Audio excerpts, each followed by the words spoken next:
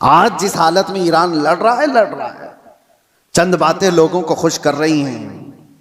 ایران نے اتنا ٹوکا، اتنا مارا، ہو سکتا ہے، لیکن ایران کی جو کیفیت ہوگی، 70,000 یہودی وہاں سے نکلیں گے اور دجال کی جماعت میں آئیں گے، تو اتنا لگتا ہے کہ غالباً ایران پر یہودیوں کا ایسا قبضہ ہوگا، تبھی تو وہاں 70,000 یہودی ہوں گے.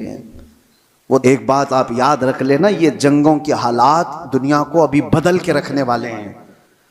اگلے سال تک اللہ نے اگر زندگی دی تو دیکھنا دنیا کا نقشہ بدل چکا ہوگا، جینے کے انداز بدل چکے ہوں گے، بہت ساری نئی چیزیں آپ کو سننے میں آئیں گی اور دیکھنے کو ملیں گی، طور طریقے بدل چکے ہوں گے.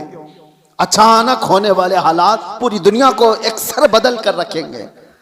اس لیے ہر گھڑی آپ ایکٹیو رہو کہ ایمان کے ساتھ دنیا سے جانا ہے.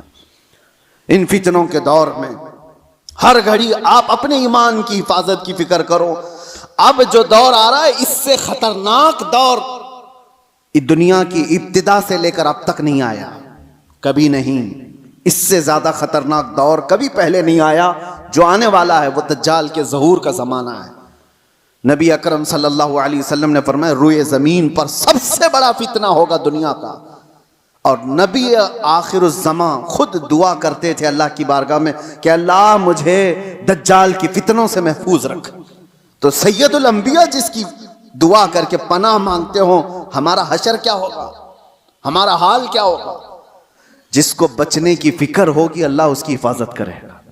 جو بچنے کی فکر ہی نہیں کرتا ہو، خوف ہی نہ ہو اس کے دل کے اندر، پھر تو وہ ختم ہو جائے گا. اب میں ایک اور حدیث بیان کر کے میرے اپنے موضوع کے سلسلے میں نے آج کیوں چھیڑا اس کو. ایران، امریکہ، اسرائیل، یہ دنیا میں ابھی سب کی زبانوں پر چل رہے جنگ کے حالات ہیں. اس دوران میں نے حدیث یہ پڑھا کہ دجال کے ظاہر ہونے کا وقت جو ہے وہ اللہ بہتر جانے، لیکن جو جگہ ہے نبی پاک صلی اللہ علیہ وسلم نے فرمایا وہ بھی ایران کی طرف سے ہی ظاہر ہوگا. دجال کے ظاہر ہونے کی جگہ جو بتائی گئی وہ مشرق کی طرف سے ظاہر ہوگا. ایران کا ایک شہر ہے اصفہان. نبی پاک صلی اللہ تعالی علیہ وسلم فرماتے ہیں یتبع الدجال من اصفہان 70,000. حضور فرماتے ہیں اصفہان شہر سے 70,000 یہودی دجال کی فوج میں شامل ہوں گے. اب یہ اصفہان کہاں ہے؟ اصفہان تو یہ ایران کا شہر ہے. 70,000 یہودی ہیں یہاں پر؟ نہیں لگتے تو نہیں ہیں، لیکن حدیث پاک ہے. اللہ کے نبی صلی اللہ علیہ وسلم نے فرمایا 70,000 یہودی دجال کی جماعت میں داخل ہوں گے، وہ ایران کے اس شہر سے داخل ہوں گے. دوستو اس ویڈیو کو آپ نے پورا دیکھا اور سنا.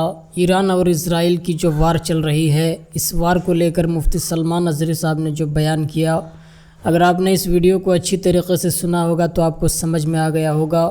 دوستو اللہ تبارک و تعالیٰ اپنے قرآن مقدس میں ارشاد فرماتا ہے ان الدین عند اللہ الاسلام، بے شک اللہ کے نزدیک جو سب سے اچھا، سب سے پاکیزہ اور جو سب سے صاف ستھرا دین ہے وہ دین اسلام ہے. اسلام یہ ہمیں سبق دیتا ہے کہ تمہاری وجہ سے کسی کو تکلیف نہ ہو. اسلام ہمیں یہ سبق دیتا ہے کہ اگر راستے میں کانٹے ہوں تو اسے اٹھا کر سائیڈ میں رکھ دو تاکہ کسی انسان کو اس کانٹے سے تکلیف نہ ہو. اسلام ہمیں یہ سبق دیتا ہے. لیکن دوستو آج سوشل میڈیا کا آپ جائزہ لیجئے، تب جا کر آپ کو پتہ چلے گا کہ مسلمانوں کے خلاف کس طرح کی باتیں کی جاتی ہیں. مسلمانوں کو آتنکواد سمجھا جاتا ہے. لیکن دوستو میں یقین کے ساتھ کہتا ہوں جو شخص اسلام کی گہرائیوں کو سمجھ لیتا ہے، اسلام کو اچھی طریقے سے جان لیتا ہے، پھر وہ شخص کلمہ پڑھ کر مسلمان ہو جاتا ہے. دوستو سوشل میڈیا کے ذریعے سے آپ نے اس طرح کی ویڈیوز بہت زیادہ دیکھی ہوں گی اور آپ نے سنا بھی ہوگا کہ اتنے سارے لوگ اس جگہ پر کلمہ پڑھ کر مسلمان ہو گئے. تو دوستو کلمہ پڑھنے کی اصل وجہ کیا ہے؟ کیونکہ انہوں نے اسلام کو سمجھا ہے، اچھی طریقے سے جانا ہے. کیونکہ اسلام ہمیشہ سے ہمیں یہ سبق دیتا ہے کہ تم اپنے پڑوسی کے ساتھ اچھا سلوک کرو، چاہے وہ کسی مذہب کا ہو. اگر تمہارے بغل میں کوئی غیر مسلم پڑوسی ہے اور وہ بھوک کے مارے تڑپ رہا ہے تو اسلام ہمیں یہ سبق دیتا ہے کہ تم اس وقت دھرم مت دیکھو، سب سے پہلے تم اس کی جان بچاؤ. اسلام ہمیں یہ سبق دیتا ہے. لیکن آج سوشل میڈیا کے ذریعے سے مسلمانوں کو بدنام کرنے کی سازش رچی جا رہی ہے، اسلام کو بدنام کرنے کی سازش لوگ کر رہے ہیں، مسلمانوں کو آتنکواد سمجھا جا رہا ہے۔ تو دوستو، مفتی سلمان اظہری صاحب کی اس ویڈیو پر آپ اپنی کیا رائے رکھتے ہیں، ہمیں کمنٹ کے ذریعے ضرور بتائیں، اور اس ویڈیو کو زیادہ سے زیادہ اپنے دوستوں احباب تک ضرور شیئر کریں۔ ملتے ہیں دوستو دوسری ویڈیو میں، تب تک کے لیے خدا حافظ۔